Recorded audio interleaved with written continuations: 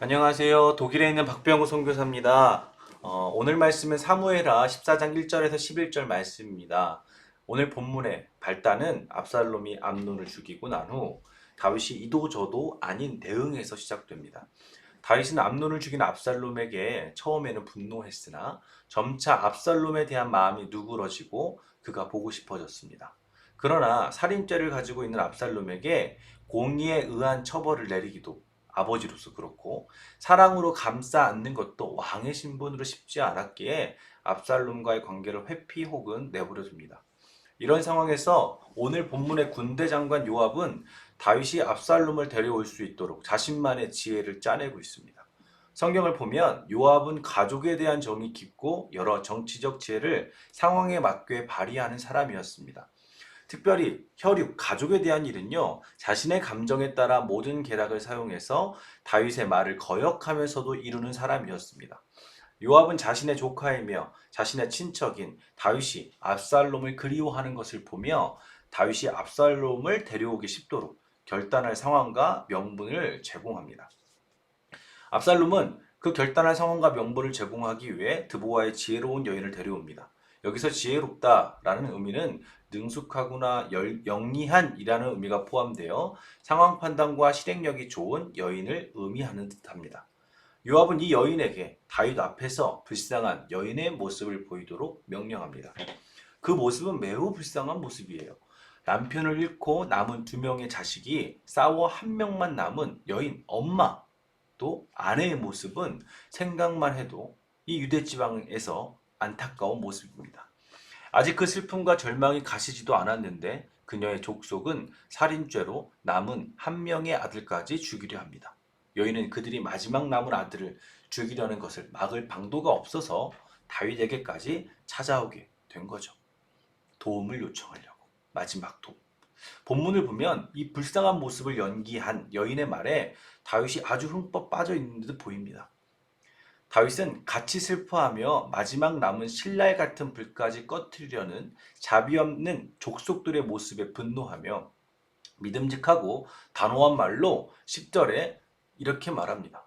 누가 내게 무슨 말을 하거든 내게로 데려오라. 그가 너를 다시는 건드리지 못하게 해주겠다. 라고 말이죠. 그리고 11절에 여인은 다윗 왕에게 하나님 앞에서 자신의 일에 대한 간구를 한 번 더 요청합니다. 그리고 다윗은 이 여인의 말에 흠뻑 빠져 있었기 때문에 그 여인의 마음을 위로하고 또 안심할 수 있게 하나님 앞에 맹세까지 합니다. 오늘 본문을 보면요.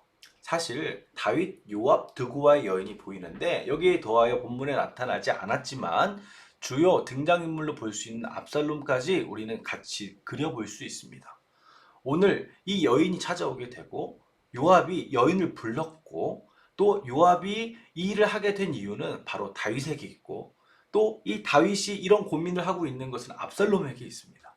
그리고 이 압살롬이 자신의 형제를 죽인 이유는 그 형이 자신의 이복 누이 다말을 다말에게 몹쓸 짓을 했을 때 다윗이 제대로 치리하지 않은 일에서 시작됩니다. 오늘 본문을 보면요. 이 네 사람은요. 각기 자신의 입장이 있어 보입니다. 그리고 각기 자신의 목적에 따라 행동하고 있습니다. 그런데 이들 행동을 보면요. 이들 마음에 하나님이 중심이 없어 보입니다. 하나님이 아주 옅어지고 오히려 그들 각자의 입장과 자신이 생각하는 최선의 방법을 따라 행동할 뿐이죠. 그들 마음의 중심에 하나님이 아니라 가장 선명한 것이 어느새 자신이 된 것입니다. 사람에게는 각자의 입장이 있습니다. 다윗은 아버지의 입장, 왕의 입장 사이에서 공의도 사랑도 행하지 못하고 방관자의 입장에 서 있었습니다. 다윗 생각에는 그게 자신만의 최선의 방법이라고 생각했는지도 모르죠. 또한 요압도 있죠. 요압은 자신이 사랑하고 충성을 다하는 다윗의 마음을 편하게 하기 위해 행동합니다.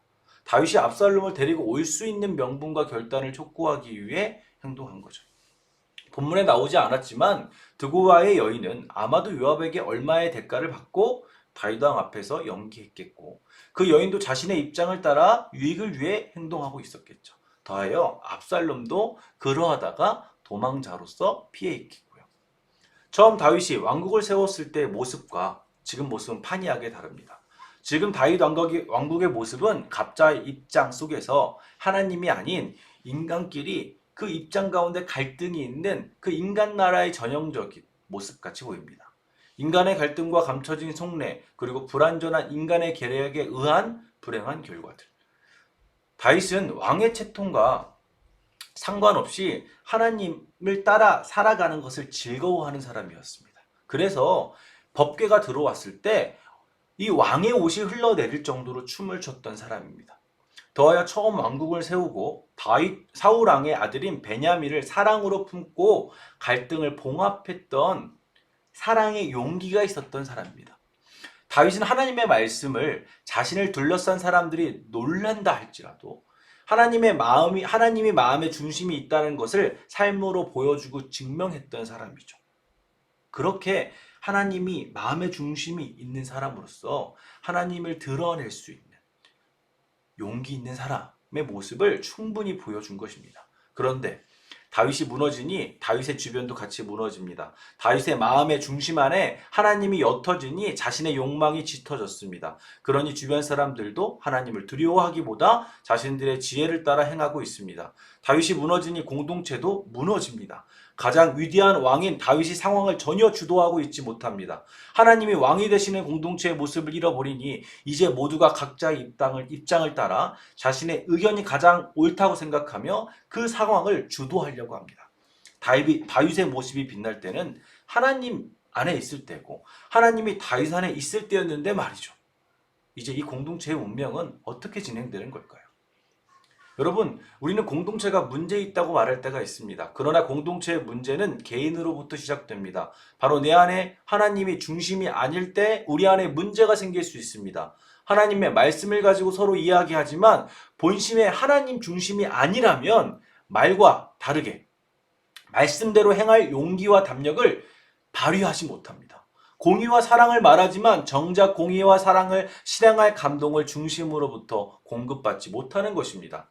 그러니 우리나라, 우리의 공동체, 내가 사랑하는 누군가의 관계에서 우리가 먼저 돌아봐야 할 것은 나입니다. 내 안에 중심에 누가 계신가? 내가 내뱉은 고백과 말을 살아있게 하시는 하나님과의 관계가 오늘 나는 괜찮은 것. 과거 아무리 괜찮았어도 오늘 내가 괜찮지 않으면 오늘 문제가 생길 수 있는 거죠. 분명한 것은 그렇게 내 안에 다시 하나님이 중심이 되실 때 우리는 다시 힘차게 사랑하고 용기 있게 공의를 선택할 수 있게 될 것입니다. 나 중심적인 대화로 꼰대가 되는 것이 아니라 하나님 중심적인 대화로 회복이 있는 대화가 될 것이라는 거죠. 그러니 우리는 이렇게 기도해야 할 것입니다. 하나님께서 내 삶의 중심 되시길 기도합니다. 누군가를 만날 때 나의 욕망과 입장에 따른 말을 넘어서 하나님의 사랑과 감동으로 말할 수 있기를 소망합니다.